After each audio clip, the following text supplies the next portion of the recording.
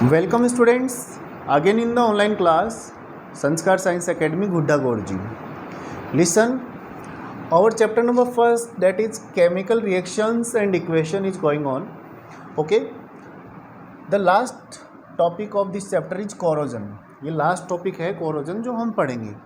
देखिए, corrosion को हिंदी में हम संक्षारण भी बोलते हैं, संक्षारण. अब देखिए हम कोरोजन समझेंगे होता क्या है. जनरली हम देखते हैं जो भी मेटेलिक ऑब्जेक्ट्स होते हैं जैसे आयरन के हैं या सिल्वर के हैं, कॉपर के हैं, आप देखते हो कि लंबे समय तक अगर वो आउटर सराउंडिंग में पड़े रहते हैं तो कोई भी एक कलर्ड सब्सटेंस, एक पर्टिकुलर कलर्ड सब्सटेंस उनके ऊपर डिपॉजिट हो जाता है, तो जिससे उनकी शाइनी अपीयरेंस जो है वो डल हो जाती है. ओके, तो इसी फेनोमेनन को हम बोलते हैं कोरोजन. लिसन, तो कोरोजन होता क्या है. देखिए, formation and depositing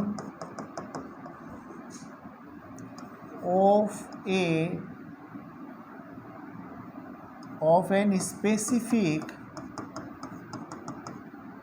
colored substance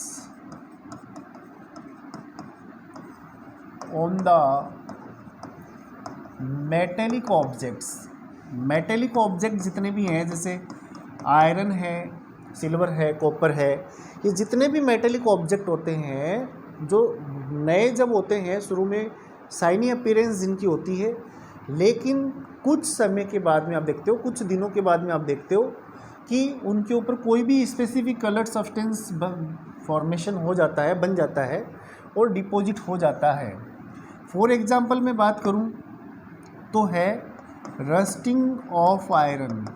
rusting of iron, देखिए हम समझते हैं रस्टिंग ऑफ आयरन को.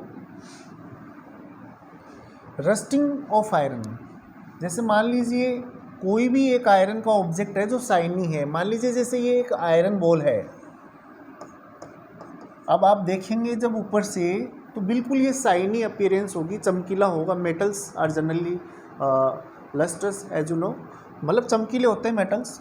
अब होता क्या है कि लंबे समय तक ये अगर खुले में पड़ा रहता है तो जो भी मेटल्स होते हैं वो खुले में जब पड़े रहते हैं ओपन सराउंडिंग में, तो वो वाटर से, ऑक्सीजन से या किसी एसिड से, अदर गैसेज से रिएक्शन कर लेते हैं और कोई भी एक कलर्ड सब्सटेंस का फॉर्मेशन करते हैं जिसे हम बोलते हैं कोरोजन, जिससे उनकी शाइनी अपीयरेंस खराब हो जाती है. जैसे रस्टिंग ऑफ आयरन हमने एक एग्जांपल लिया. देखिए रस्टिंग ऑफ आयरन क्या है, मैं इसकी केमिकल इक्वेशन लिख देता हूँ.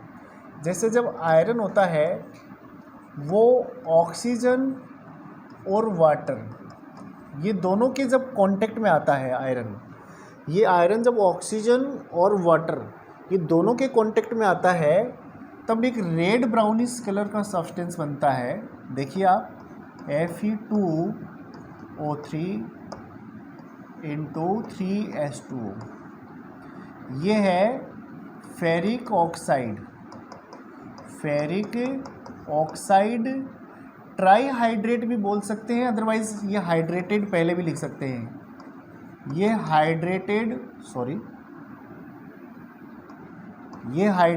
फेरिक ऑक्साइड बनता है. देखिए फेरिक ऑक्साइड Fe2O3, ये फेरिक ऑक्साइड का फॉर्मूला है. हाइड्रेटेड मीन्स इसके साथ में ये वाटर मॉलिक्यूल्स भी जुड़े होते हैं. तो वो जो रेड ब्राउनिश कलर का सब्सटेंस बनता है जिसे हम जंग बोलते हैं, red brownish substance, that is rust. Okay, तो वो ये फेरिक ऑक्साइड ही होता है. अब देखिए बेटा, ये न्यू सब्सटेंस है. जब आयरन, ऑक्सीजन और वाटर दोनों के कांटेक्ट में आता है तब ये एक न्यू सब्सटेंस बनता है और जंग लग जाता है आयरन ऑब्जेक्ट पे. जैसे देखिए ये आयरन ऑब्जेक्ट है, ये जब ऑक्सीजन के और वाटर दोनों के कांटेक्ट में आएगा तब ये जो सरफेस पे जो आयरन है वो आयरन ऑक्सीजन और वाटर दोनों से रिएक्शन कर लेगा तो ये हाइड्रेटेड फेरिक ऑक्साइड बन जाएगा. ये देखिए ये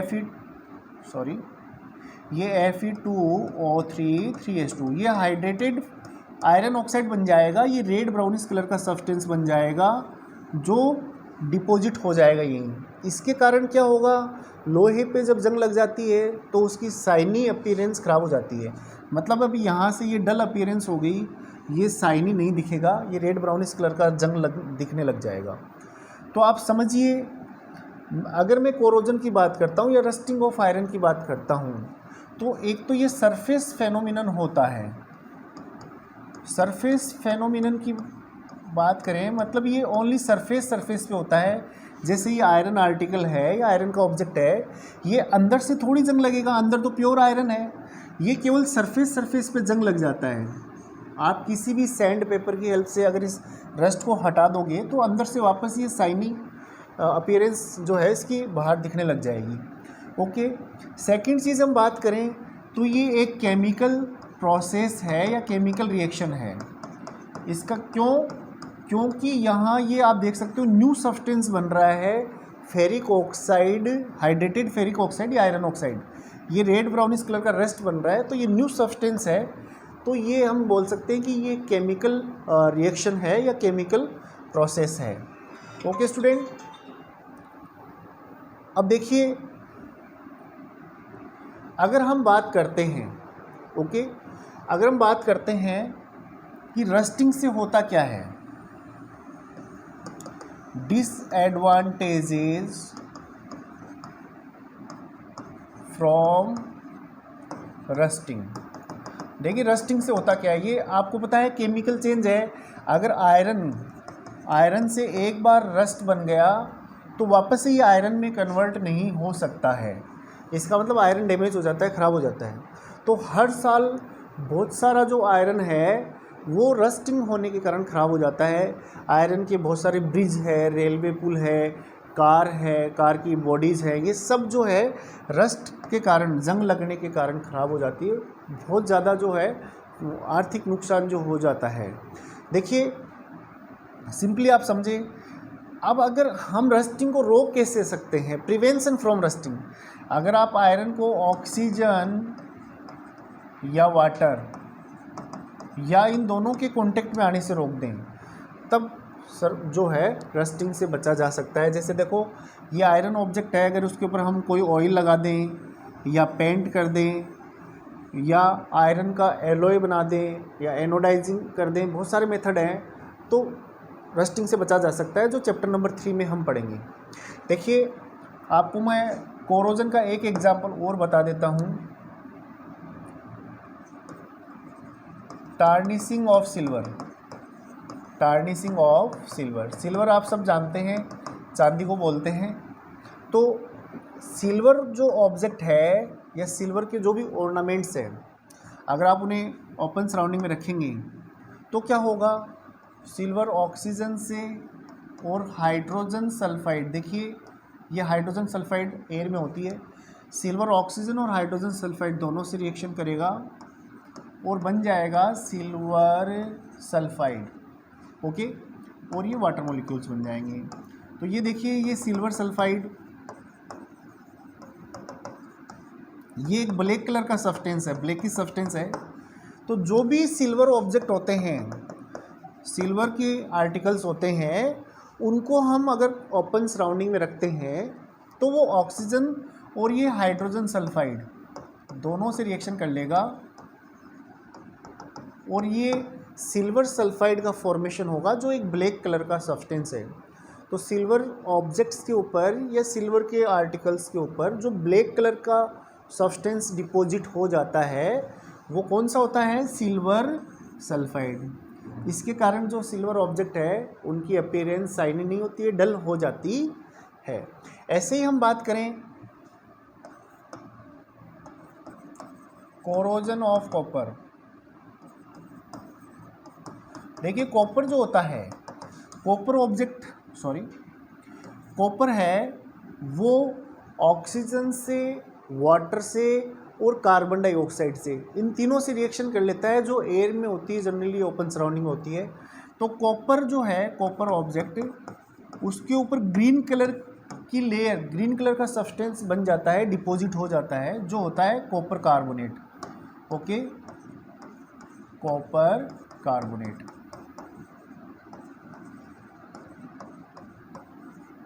ओके, कॉपर कार्बोनेट एक ग्रीन कलर का सब्सटेंस है। तो आपने बहुत बार देखा होगा जो कॉपर मतलब जो तांबे की वस्तुएं होती हैं, आर्टिकल्स होते हैं कॉपर के, उनके ऊपर ग्रीन कलर का सब्सटेंस डिपॉजिट हो जाता है जिससे उनकी शाइनी अपीयरेंस खराब हो जाती है। तो ये भी कोरोजन का ही एग्जाम्पल है।